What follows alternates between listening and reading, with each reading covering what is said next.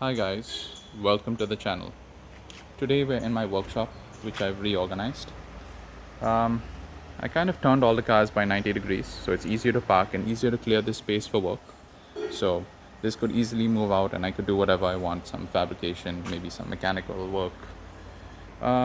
Over here we have the Lada. So the Lada is waiting for carburetor service. We sent it to a mechanic, and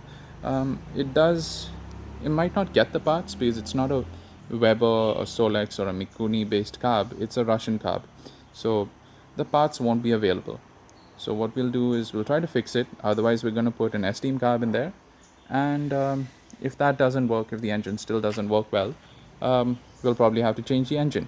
But otherwise, the engine is turning, and I was able to put power to the starter, and it was rotating, so there's no problem there. But yeah, it might not be that nice.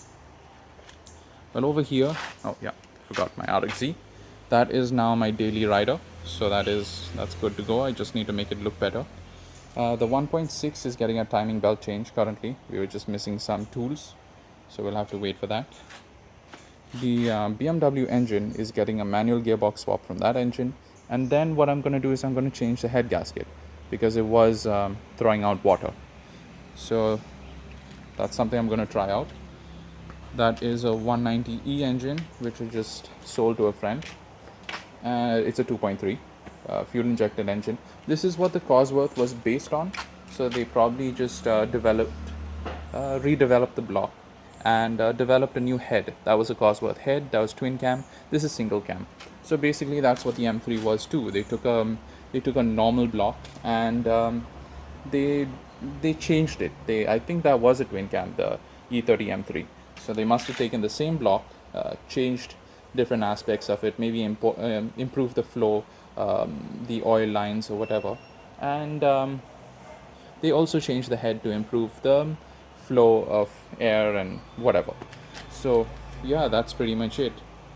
And here we have my E30. It's waiting for its engine, and here is the 3D printed lip on the 123. I'll finish the whole kit and probably put these things up for sale. So that's how it looks. And we also have a visitor. So this was built by Sultanpur Customs in Delhi. What happened was they had given the car for restoration, and the workshop had lost a lot of the parts. So they took it back and they did it themselves. They've done a few interesting touches to it, and yeah, it's quite a cool car. They've extended the doors, they've chopped the roof off, which is kind of obvious, and there is something I'll show you guys in a bit which makes it really cool. But it actually looks phenomenal in person, especially because it's got straight lines. Usually with the Fintails, they have a lot of sagging problems over here, so this might droop if the bodywork is bad.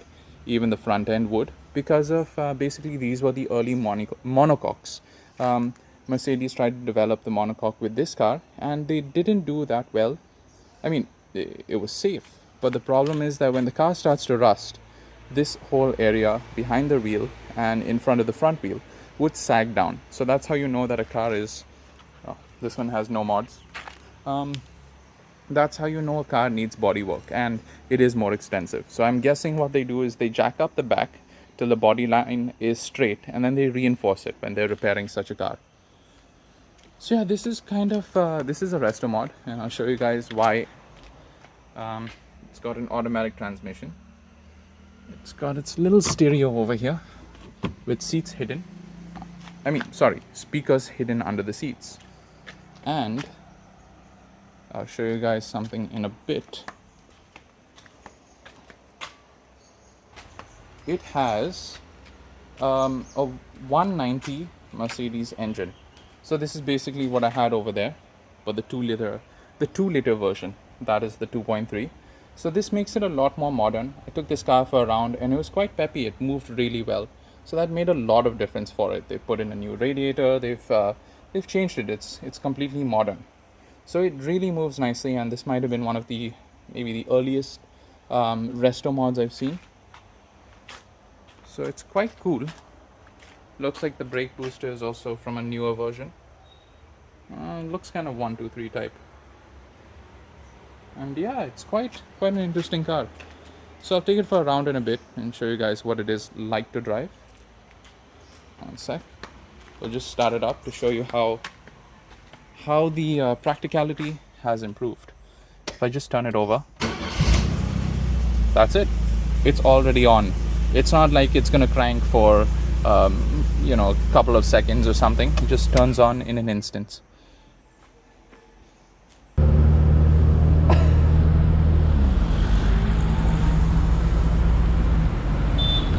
So now we're in the 190, and it was choked up a bit, wasn't working too well, and we've got Veer with us. Hello. The first owner of it. So you'll tell us a bit about it. Well, it's a Delhi car. Started off life as a 190 diesel, Okay. black colored Fintail, which belonged to another guy I knew called Dhruv in Khan Market. Okay. Sold it to me a long time ago. I mean, long time to me, at least maybe over a decade ago, 10, 12 years ago. If I may ask, what did you pay back then? Because it was a whole different territory, right? I think then it was about, I don't think maybe, I don't think maybe a cheap deal at all. Maybe about $1.5 lakh. Yeah, but by today's standard, that's like... Yeah, and the car was more or less complete.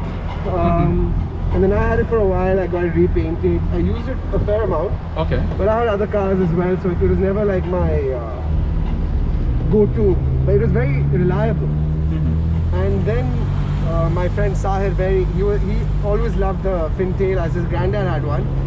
So when I was done with it, he picked it up for me, and he wanted to restore it to its former glory. And then he gave it to a well-known restorer workshop in Delhi, and that guy just junked the car.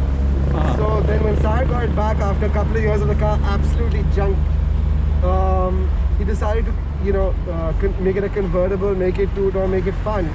And I have to say, this is much more fun than the original diesel. And he's also put in a 190 what's it called, W110 201, yeah. 201 engine and gearbox in it. Yeah. And even that engine and gearbox has a great story. He bought a 190 from his ex-girlfriend's uncle, and he got it for 10,000 rupees in like 2005. Okay. But the car was completely junked, so he junked the car, just kept the engine and gearbox, and he just lay outside for years in the water, in everything. And then finally when he was doing this resto mod, he said, I'm putting that engine and gearbox in. And he actually did it, and it's bloody hauling ass. Yeah. It's really moving. Feel alright? Yeah. So yeah, I'm guessing this would be like the 6-cylinder back in the day, right? I'm pretty sure, because this thing moves like anything, right? Well, I think it was a 4-cylinder 190. Yeah. Right? But the 6-cylinder variant was a 220 and the 220S. Heck Fluss, so however, your dad would know how that's said correctly, since he lived in Germany and stuff. Yeah. But yeah, that was the S-Class version. I guess this was the E-Class variant, I think this would be the C. Then So you would the C. have... I'm not sure about this. I don't think they had a C until much later. Yeah. The C only came in with the 190, the 20 whatever, 5 or what is it? 201, yeah. So they didn't really call them E or C or anything. But They were just... This is like the mid-size saloon, and the S was the luxury.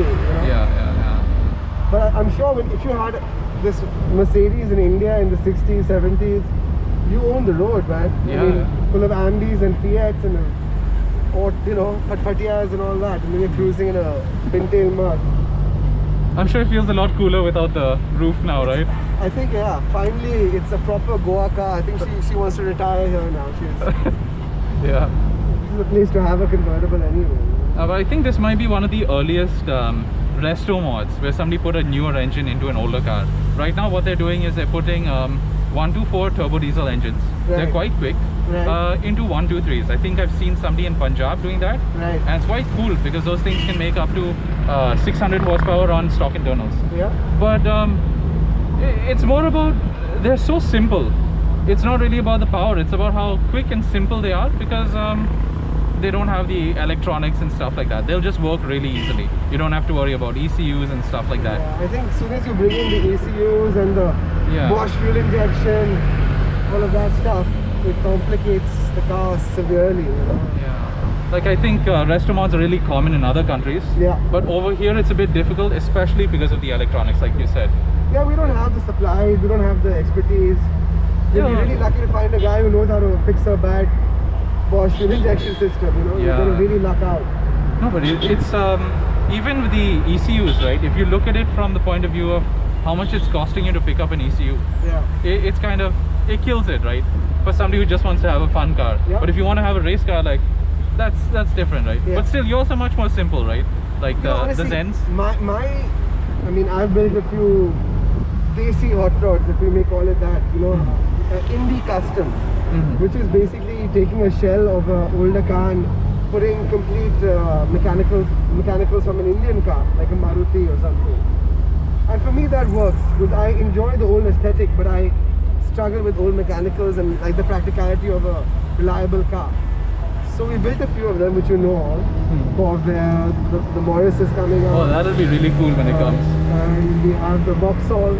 So yeah, I'm a die-hard. I like to simplify it. But I mean, this has the complete Mercedes mechanicals, Mercedes body, bit of a chop, but yeah, it works. Yeah, so hopefully we'll see that one soon. I'd love to see the Corvair and actually the Morris more. Want to bring the Corvair to Goa, Yeah. ideally. That should happen soon, but I think we're running out of parking space with all of these cars driving. Yeah. Deep, So- we better build a bigger shed, huh? So yeah. So with that, we'll close the video. Let us know what you think and what your ideal resto mod would be. Let's say with a normal Indian car, that something you'd find over here with some engine that you'd also find here. What would you do? So let us know and see you guys next time. Thanks, Via, for having us. My pleasure.